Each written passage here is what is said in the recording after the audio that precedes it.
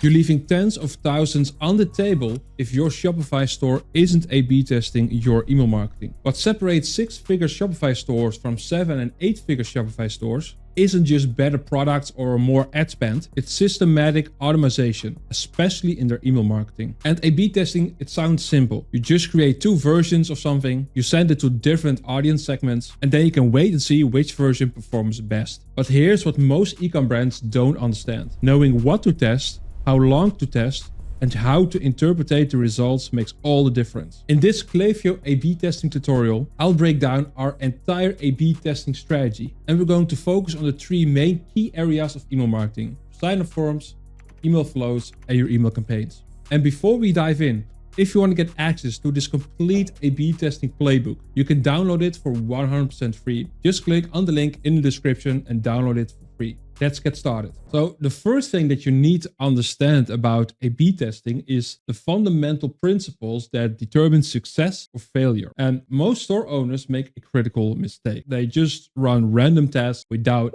a systematic approach to it. So they'll test a subject line here, they will test a button color there, but they never build real knowledge that drives significant revenue and something that they can apply to upcoming emails as well. So after managing thousands of A/B tests for our own clients at our agency, I've identified 4 key principles that make a difference between wasted effort and substantial revenue growth. So that's what I call the testing mindset. So first thing is that consistency is non-negotiable. So you should run new tests every 2 to 4 weeks, depending on the amount of volume. And of course, with brands that are doing, let's say, over 100K per month of revenue, they have substantial more website traffic than an e-com brand that's just doing like 10K per month of revenue. So in the first example, you can run a lot more A/B tests a lot faster compared to the second scenario. And when you start running an A/B test, you always want to start with a clear hypothesis. So what you're testing, why you're testing it, and what your expected outcome is. And you don't just want to say that,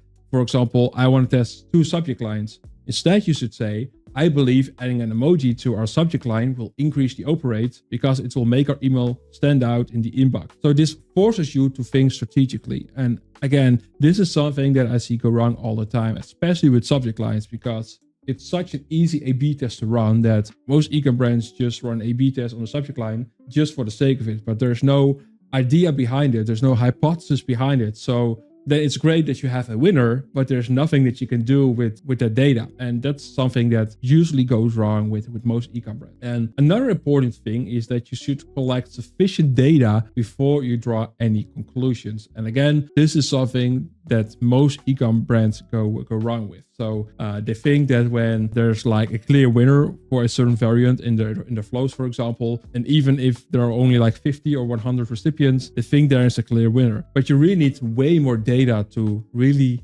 see if something is significant or not. So in general, these are the guidelines that we like to follow. Of course, these are like general guidelines. Every situation is different, but should give you like some kind of framework. So for sign-up forms, we take a look at least 3,000 to 5,000 impressions per variant, or at least 15 days of runtime. So at least 3 to 5K of impressions per variant, or at least 15 days of runtime. So again, if you're running a big store with a lot of revenue, a lot of website traffic, then you probably get to those 3,000 to 5,000 impressions pretty quickly. Still, I would to wait like at least 15 days of runtime, because let's say it will take you just 1 day to get to this amount of impressions, then it still won't be like statistically significant data. You really want to have it over multiple days. In some situations, maybe 7 days can be enough, but in general, I always advise 15 days. For flows, I always like to work with at least 1,000 recipients per variant. And of course, you can consider, say, you only have sent to 500 recipients per variant, and there's such a big difference between both variants in terms of the data, then sometimes 500 recipients can be enough. But in general, you need at least 1,000 recipients. Then the email campaign. So first of all, always use manual 50 splits. So never select the automatic winner selection. This is something that I see go wrong with all the time as well, that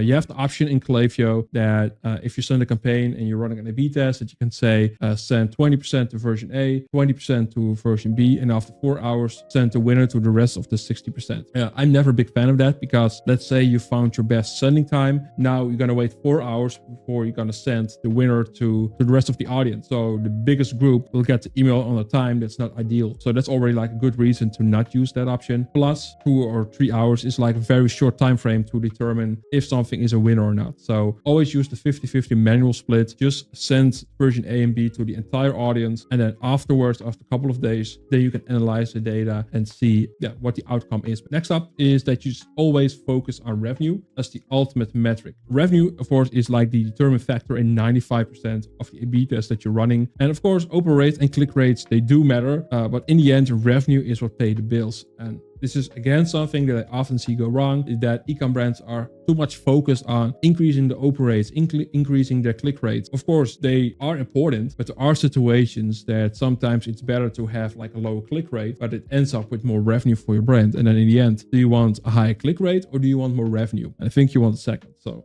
always focus on what an A/B test does with the revenue that is generated. So that's what we call the testing mindset. Really important to fully understand this and to apply this for your own brand. Now, let's focus on A/B testing your sign-up forms. First, we're going to go through the top 10 tests that you should run for your own sign-up forms in order of impact. So, of course, your sign-up forms are the gateway to your email ecosystem. So optimizing them can dramatically impact your overall marketing performance, because you have to keep in mind with your sign-up form, you determine how much people you're getting inside your email list. And in general, the more people on your email list, the more results that you can expect if those are engaged people, obviously. And after analyzing thousands of sign-up form tests, we've ranked the top 10 tests by impact. So this is critical. You always want to start with test number 1 and work your way down, since this gives you the biggest improvements in the fastest way possible. And the primary goal with all of these tests is, of course, to increase the submit rate. So to make sure that more people are getting in your email list. So with that being said, the first A/B test that we want to run is your offer, because that has the biggest impact on sign-up rates. There are a lot of things that you can split test with sign-up forms, but again, the thing that has the biggest impact is your offer. If your offer is bad, then all the other hacks won't make any difference. You can maybe take it up from 2% to 2.2%, but that's still not going to make a dramatic impact on your performance. So you always want to test different incentives. So think of buy one, get one free, buy one, get one at 50% off, a free gift when you buy a certain product, a free digital product, a free shipping deal, a dollar amount off, which is actually something that we see all the time, a dollar amount off over a certain amount, so you can increase the dollar amount, percentage off you buy a subscription, that's also a good one, cashback, that's becoming more and more popular, because with a cashback deal, you can increase the dollar amount or percentage off a lot more, since a lot of people are not like using the cashback deal. So that's a good one. Early access to a sale, especially around Black Friday. That's a really good angle to use for your sign-up form. And my personal favorite is the mystery discount angle. So you don't give away what the incentive is going to be. People only see when they get your first welcome email. What always is important with such a thing where you do a test with your sign-up form is that you want to take a holistic approach. So of course, the sign-up rate is important. The amount of people that you get on your email list, that's the most important KPI to look for. But you also want to look what changing your offer in this case will do with your welcome flow conversion and with the attributed revenue, because it could be that your submit rate will be way higher with a certain deal. But if the conversion with your welcome service flow is a lot lower, then you have to think about some situations. It could still make sense because they are on your email list. You could nurture them with other flows and with your campaigns. But in some cases, it might be better to switch back to the original offer. So again, always take a holistic approach to it. The second test that you should run is the micro yes versus the no micro yes. So by default, we always like to use the micro yes step where we say something like, hey, would you like a mystery discount, or you have a mystery discount? And for most e-com brands, we see a spike in the sign-up rate when we use this micro yes step. But for some brands, we've seen better results without this step. So you always want to split test this for your own brand. And really important, you want to test this separately for your mobile form and for your desktop form, because results often are different by device. Sometimes we see that the micro yes step works really, really well on desktop, but on mobile, it doesn't work as well. So that's an important thing to keep in mind as well. And in case you don't know what the micro yes step is, you see an example in here. So this is the first sign-up form screen that people see. So you've got a mystery discount and people can click claim my deal. No thanks, I'll already pay full price. So we're asking for a little commitment, a micro commitment from their side before we ask for the email address. The next thing is the time delay. So by default, in general, we like to use 6 seconds. That's always like a good starting point. But again, you want to test out different time delays to see what happens with the total amount of signups. That's the most important thing. So you want to test anything within a range of 4 to 12 seconds. That seems to be like sweet spot for most brands. When you use a shorter time delay, so let's say 4 seconds, it could be that your sign-up rate will go down, but the total amount of sign-ups might go up since you're showing your sign-up form to a larger audience. So that's always something to keep in mind. When you make your time delay shorter, your sign rate will go down, but take a look at the total amount of signups. And this is just how you can change the settings. So you can select the rules. So in this case, we talk about time delay, but the same applies to the scrolling amount. By default, we like to put this on 60%. But again, you can split test this anywhere between 30 to 90% and find the ideal sweet spot for your brand. And of course, you can also split test the exit intent, what it does with the sign-up rate and the total amount of signups when you turn it on or off. Next up, the pop-up form versus a full page form. So usually we like to work with pop-up forms, but we always recommend split testing this versus the full page forms. Some cases we've seen better results with the full page forms. In Klaviyo, you can select it in here, so you can select the form type. So oftentimes we use the pop-up. You can also use full page, flyout, embed, and banner. Some e-com brands like to use the flyout form. We never have seen really good results with it. The pop-up form always beats the flyout version, but still you could A/B test that as well. But the main test that I would recommend is pop-up versus full page. Next up is the headline copy. So of course the headline is the first thing that people see. So you want to make sure that it grabs the attention of your audience while making it immediately clear what people can expect from you. So headlines that you can test are things like save your offer now, claim your offer now, get your offer now, take your offer now, unlock your offer now, your discount awaits, or do you want your offer? So there are a lot of variations that you can make with this and can make a difference for your sign-up rate. So this is the example that we often like to use. So claim your mystery discount. That's the headline that we oftentimes like to use, but definitely check out those other examples. Don't use something like welcome to Nike or sign up to be updated for the latest product launches, stuff like that. That's not going to grab your attention. Of course, you can split test it, but yeah, I can guarantee you it will not outperform those examples that I just gave you. So keep that in mind. Next up, call to action button copy. It can also make a big difference for your sign-up rate. Although this is on number 6 on the list, so the other tests are going to make a bigger difference, of course. Some call to action button text that you can test are things like save your offer now, get your offer now, take your offer now, unlock my discount now, reveal my discount now, get my discount now,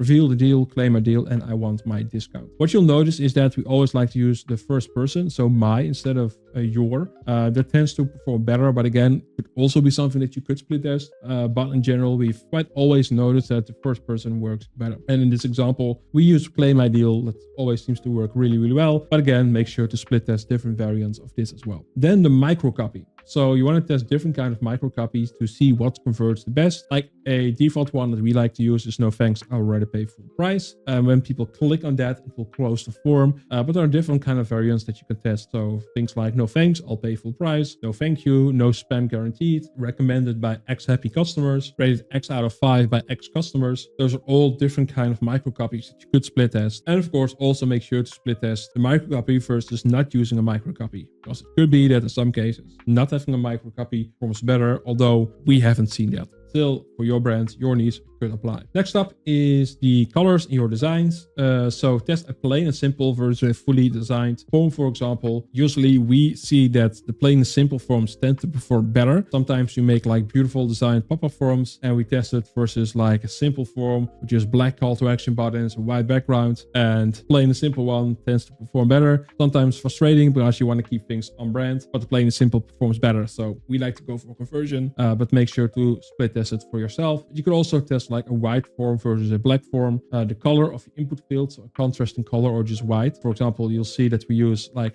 a bit of a gray shade to it, so it stands out from the white background, and that tends to perform really, really well. But you could split test like different colors for this, and of course the color of your call to action button. You could split test this as well.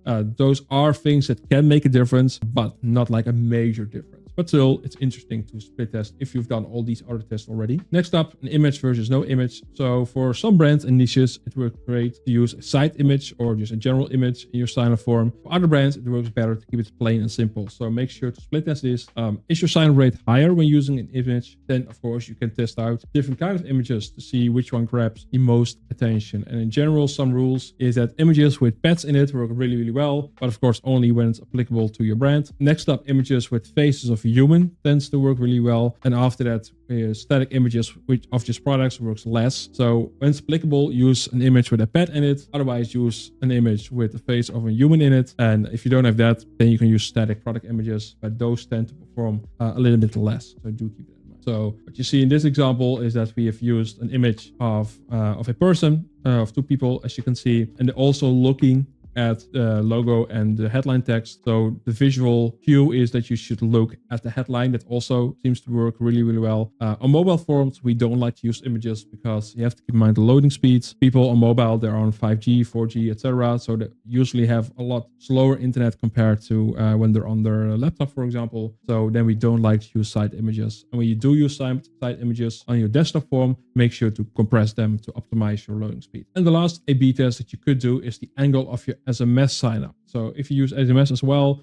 you want to make sure to split test different kind of angles for your SMS sign-up, see which angle works best for your brand. So you can test using the same offer for your SMS list and your email list. You can test using a better offer for your SMS list after someone just joins your email list. So let's say for your email list, you use 10% off. Then you can say, okay, do you want 50% off? Sign up for our SMS list. And you can also use the VIP club angle. So special discounts, pre-sales, early access, etc. When you join your SMS list, that's also an angle that you could split test. So if you want to see how to set up A/B test in Klaviyo, please download the A/B testing playbook via the link underneath in the description. You can download it for 100% free, and there are video tutorials in there on how to set up those A/B tests in Klaviyo. So I won't discuss it right now. Just download the playbook underneath in the link in the description. Next up, A/B testing flows. So let's talk about flows, the automated email sequences that will generate 40 to 70% of your email revenue. The most important principle to remember is that the first email in each flow has the highest impact by far. Again, first email each flow has the highest impact by far. So if you're limited on time, focus your testing efforts there. Don't focus on email 6 of your browser abandonment flow. Always focus on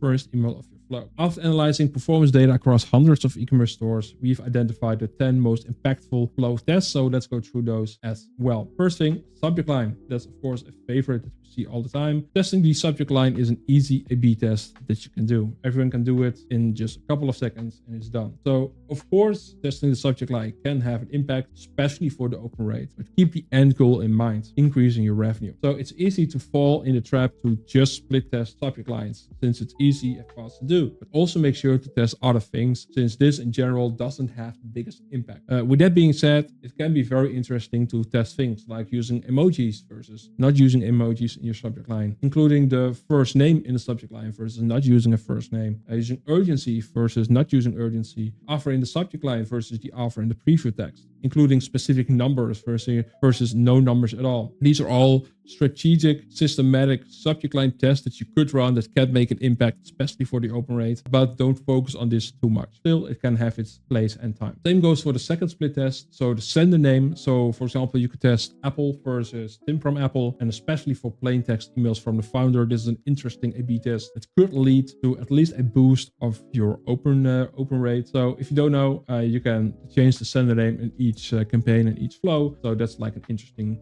test to run as well. But the same applies as with subject lines. You don't want to fall into the trap of just split testing this, since the impact will be fairly small on the revenue side of things. But still, it is interesting to test for your own brand. Next up are time delays. So time delays are a very important thing to test for your flows since it can have a high impact. So think about it. Would it make a difference for you when you receive a cart reminder after, let's say, 30 minutes versus getting it after 4 hours? Yeah, I think it definitely does. So that's always an interesting A/B test that you should run. So for time delays, there are two ways you can test it. You can test the whole time delay structure. So for example, test a aggressive cart abandonment sequence versus just a regular sequence. So a regular sequence is on day 1, you send 1 email, the day after you send email 2, the day after email 3, etc., etc. An aggressive cart abandonment sequence would be to send email 1, and then 12 hours later you send email 2, 12 hours later email 3, 12 hours later email 4, etc., etc., etc. So you send far more emails in a shorter time frame. It's far more aggressive, and for some brands that works really, really well. So that's definitely something that you could split test. Another angle is to just test the time delay of email 1. So email 1 always has the most impact for a flow, as I mentioned earlier. So testing the time delay for this specific email is always a good idea. So I would do this first before you test the whole time delay structure. And these are the time frames that I would recommend for the core flows. So for your site abandonment flow, I would test the time delay of email 1 anywhere between the 1 to 4 hours. So you want to test that first, and then you can nail it down to a specific timing. For your browser abandonment flow, 30 minutes to 2 hours. So again, test that first, and then you can nail it down to a specific timing. Cart abandonment, 50 minutes to 1 hour, and same for the checkout abandonment flow. So you will see further down the customer journey, you can like a bit shorter on the time delay. So that's like the general thing that we notice, and we see massive differences with these data points for each brand. So really interesting to run for your brand as well. And this is how it will look like. So you'll create a conditional split in your flow, and then you can say that there's a 50% random sample. In this case, you see 0 because we ended this split test already. And then you say 50% goes to yes and waits 2 hours, 50% goes to the no part, waits 30 minutes, and then you gather enough data, as I mentioned earlier, and then you can see the data and see what works better, which timeline. Next up are product blocks. So this is another nice test that you can run. Testing the product blocks can make a massive difference for your revenue again. So there are a couple of things that we can test in here. First of all, we can test product blocks versus product category blocks. So in this case, you want to split test showing random products or, for example, bestsellers or new arrivals versus showing product categories, because some audience like to get specific product recommendations while other audiences like general collections more. So you could split test this for welcome email 1, for your abandonment series, for your post-purchase flow when you try to cross-sell them, in your customer win-back flow if you want to get them back to your store. In campaigns, of course. So basically you can test this everywhere. But keep in mind, if something works better in welcome email 1, it doesn't mean that it will also work better in your customer win-back flow. So you always want to test it in each separate situation to see what the data tells you. Another test that you can run is using static product blocks versus using the Klaviyo product feed. So this is only applicable to specific brands with a lot of products. So the hypothesis is that giving specific product recommendations, in this case, yields better results than static random product recommendations. So you want to split test using static design product blocks versus the Klaviyo product feed that uses AI to give specific recommendations based on the purchase history, the viewing history, and just all-time history of the e-commerce store. So that's a really interesting split test to run actually. Another test for your abandonment series is the hero image versus no hero image. So another high impact A/B test to do. So in this case, specifically for the abandonment series, so browse, cart, and checkout. In these emails, we use a dynamic product block. So it shows the product that they've watched or that they've